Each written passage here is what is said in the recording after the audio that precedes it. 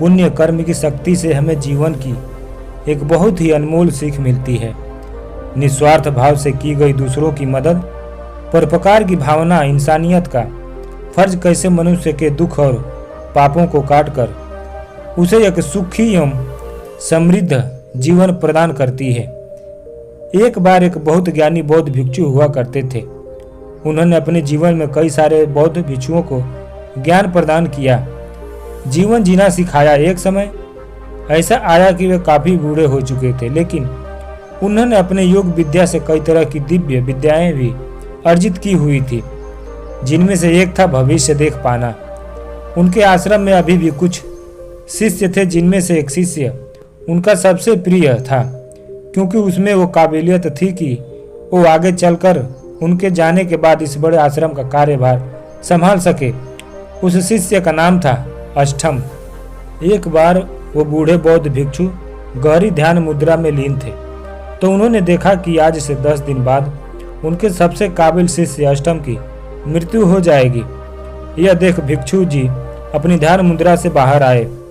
वो बड़े घबराए लग रहे थे, किंतु मृत्यु किस वजह से होगी ये तो पता लगा पाना तो संभव नहीं था, पर वह अष्टम को बचाकर प्रकृति का नियम भी नहीं तोड़ना चाहते थे। इस वजह से वे बहुत चिंतित रहने लगे। खूब विचार करने के बाद भिक्षु ने सोचा कि अष्टम के जीवन में अब जितने भी दिन शेष बचे हैं वो अपने परिवार वालों के साथ बिताए। आखिरकार देर रात उन्होंने अष्टम को अपने पास बुलाया और कहा कि अष्टम, तुम 9 दिनों के लिए अपने घर हो आओ।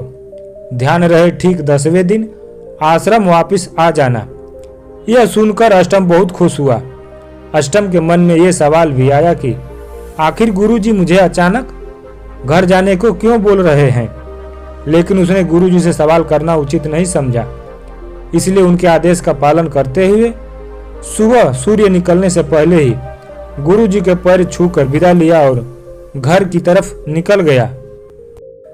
इधर गुरुजी को एक तरफ जहां अपने काबिल शिष्य को खोने का डर था, वहीं दूसरी तरफ आश्रम के लिए कोई काबिल शिष्य के ना होने की चिंता। कुछ दूर चलने के बाद अष्टम को बहुत प्यास लगी। वहीं से थोड़ी दूर नदी बह रही थी, जिसका ठंड पानी पीकर अष्टम जैसे ही पीछे मुड़ा, उसकी नजर एक मिट्टी के बड़े से ढेर पर पड़ी। वो मिट्टी का ढेर चींटियों का घर था। कम से कम लाखों चींटियां थी उसमें, जो तेजी से अंदर बाहर आ जा रही थी। कुछ चींटियां एक दूसरे से टकरा रही थी। यह दृश्य देखकर अष्टम को बहुत अच्छा लग रहा था। अष्टम के पैरों से जब नदी का पानी टकराया तो अष्टम को आभास हुआ कि नदी का पानी तेजी से बढ़ रहा है, जिस वजह से इसकी तरंगे जल्द ही इन चींटियों का घर तबाह कर देगी। मुझे जल्द ही कुछ करना होगा। अष्टम ने अपनी तेज बुद्धि का उपयोग कर खुदाई कर वहां पर एक नाली बना दी और मिट्टी के चारों तरफ पत्थरों की एक मजबूत सुरक्षा लगा दी, जिससे नदी का पानी उन चींटियों तक नहीं पहुंच सकता था। अब अष्टम जब कुछ आगे बढ़ा तो तेज गर्मी से जलती हुई जमीन के ऊपर एक बूढ़ा आदमी चल रहा था। यह देख अष्टम ने अपना खड़ाऊ, जो कि लकड़ी के चप्पल जैसी होती है, वक्त निकालकर तुरंत उस बूढ़े व्यक्ति के पांव में डाल दी। बूढ़े आदमी ने उसे खूब दुआएं दी। कुछ देर और चलने के बाद अष्टम अपने घर पहुंच गया। 9 दिन अष्टम ने अपने परिवार वालों के साथ खुशी खुशी बिताए। अष्टम ने खूब आनंद उठाए। कब 9 दिन बीत गए पता ही नहीं चला। ठीक 10वें दिन सुबह 4 बजे अष्टम जब आंख खुली तो अचानक अष्टम को याद आया कि गुरुजी ने बोला था कि 10वें दिन आश्रम वापस पहुंचना, मुझे जाना होगा। यह बोलकर अष्टम ने परिवार वालों से विदा लिया और आश्रम की ओर चल दिया। इधर गुरु बौद्ध भिक्षु आज के दिन बहुत उदास थे। वे सोच रहे थे कि अब तो अष्टम दुनिया को अलविदा कह गया होगा। शाम होने की थी, तभी बूढ़े भिक्षु को दूर से एक नौजवान भिक्षु आता दिखाई दिया।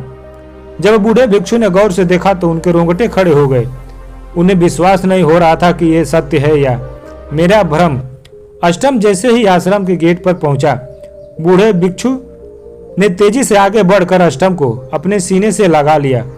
लेकिन बूढ़े भिक्षु का मन अब भी सवालों के घेरे में था और ये जानने की तीव्र जिज्ञासा करने चेहरे पर झलक रही थी कि आखिर ये संभव हुआ कैसे। तभी अपनी जिज्ञासा को शांत करने के लिए उन्होंने अष्टम से बस इतना ही पूछा कि अष्टम, तुमने यहाँ से जाने के बाद जो भी किया सब बताओ मुझे। तुम्हारे साथ क्या क्या घटित हुआ। अष्टम ने गुरुजी को सब बताया कि कैसे पहले उसने लाखों चींटियों की जान बचाई और उस बूढ़े की मदद की और अपने गांव में क्या क्या। यह सब सुन बूढ़ा भिक्षु समझ गया कि अष्टम की अकाल मृत्यु कैसे टली और उसका जीवन काल कई वर्षों के लिए कैसे बढ़ गया। तो देखा दोस्तों, कैसे निस्वार्थ सेवा व परोपकार की भावना ने अष्टम का जीवन काल बढ़ा दिया। कृपया इस कहानी को कदाचित ना लिया जाए, क्योंकि यहाँ पर कहानी का ये मतलब बिल्कुल नहीं कि आप अच्छे और पुण्य कर्म करके अपनी मृत्यु को टाल दोगे। हाँ, यह सत्य जरूर है कि दिल से निकली दुआएं और पुण्य कर्मों से जीवन के बड़े से बड़े दुख कष्ट कट जाते हैं। और ऐसा कई बार देखा भी गया है कि बहुत से रोड एक्सीडेंट या किसी भी ऐसी घटना के दौरान मरते मरते बचे हैं, तो कहीं ना कहीं ये उनके पुण्य कर्म ही रहे होंगे जो ईश्वर ने उन्हें अपने जीवन व गलतियों को सुधारने का एक मौका दिया है। तो दोस्तों, पुण्य कर्म की शक्ति से हमें जीवन की एक बहुत ही अनमोल सीख मिलती है। निस्वार्थ भाव से की गई दूसरों की मदद, परोपकार की भावना, इंसानियत का फर्ज कैसे मनुष्य के दुख और पापों को काटकर उसे एक सुखी एवं समृद्ध जीवन प्रदान करता है।